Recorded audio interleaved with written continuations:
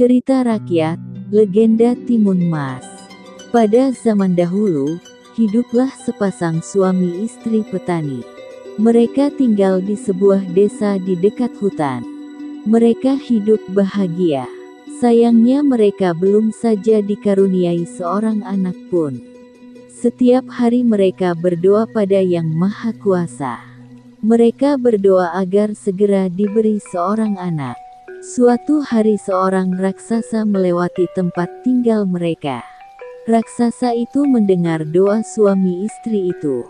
Raksasa itu kemudian memberi mereka biji mentimun. Tanamlah biji ini, nanti kau akan mendapatkan seorang anak perempuan, kata raksasa. Terima kasih, raksasa, kata suami istri itu.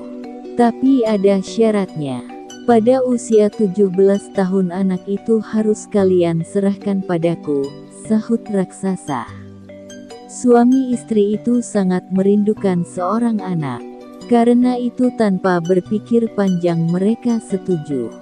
Suami istri petani itu kemudian menanam biji-biji mentimun itu. Setiap hari mereka merawat tanaman yang mulai tumbuh itu dengan sebaik mungkin. Berbulan-bulan kemudian, tumbuhlah sebuah mentimun berwarna keemasan.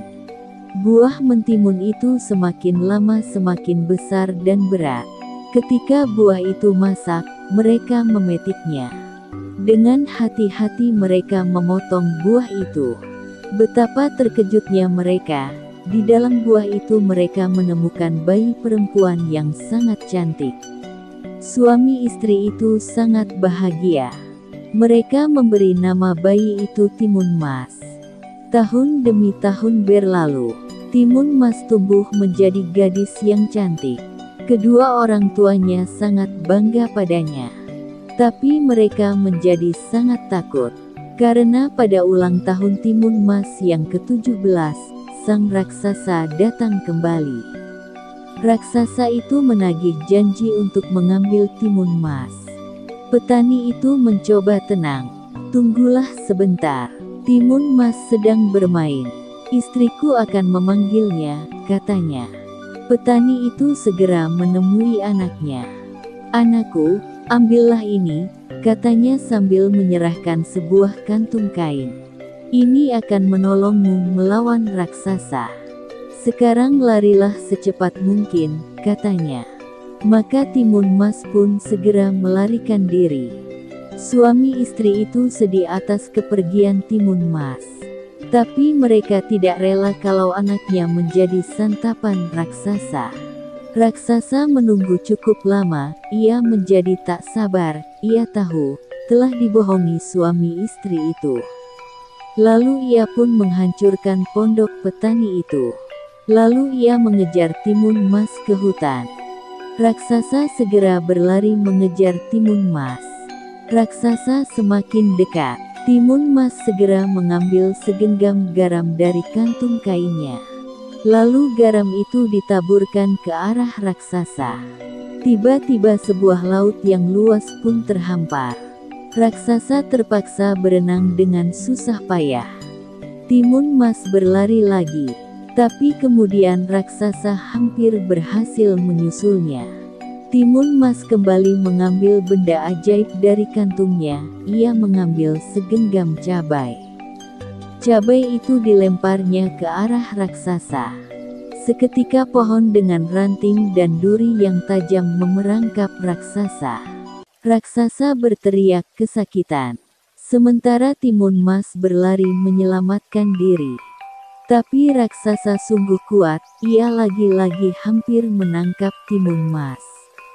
Maka Timun Mas pun mengeluarkan benda ajaib ketiga, ia menebarkan biji-biji mentimun ajaib. Seketika tumbuhlah kebun mentimun yang sangat luas. Raksasa sangat letih dan kelaparan, ia pun makan mentimun-mentimun yang segar itu dengan lahap. Karena terlalu banyak makan, raksasa tertidur. Timun Mas kembali melarikan diri, ia berlari sekuat tenaga. Tapi lama-kelamaan tenaganya habis. Lebih celaka lagi karena raksasa terbangun dari tidurnya. Raksasa lagi-lagi hampir menangkapnya.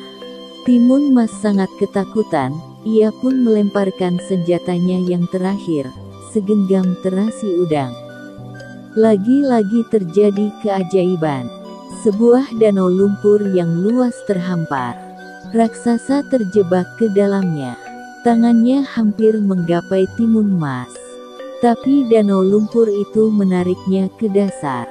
Raksasa panik, ia tak bisa bernapas, lalu tenggelam. Timun Mas lega, ia telah selamat. Timun Mas pun kembali ke rumah orang tuanya. Ayah dan ibu Timun Mas senang sekali melihat Timun Mas selamat. Mereka menyambutnya. "Terima kasih Tuhan, kau telah menyelamatkan anakku," kata mereka gembira. Sejak saat itu Timun Mas dapat hidup tenang bersama orang tuanya. Mereka dapat hidup bahagia tanpa ketakutan lagi.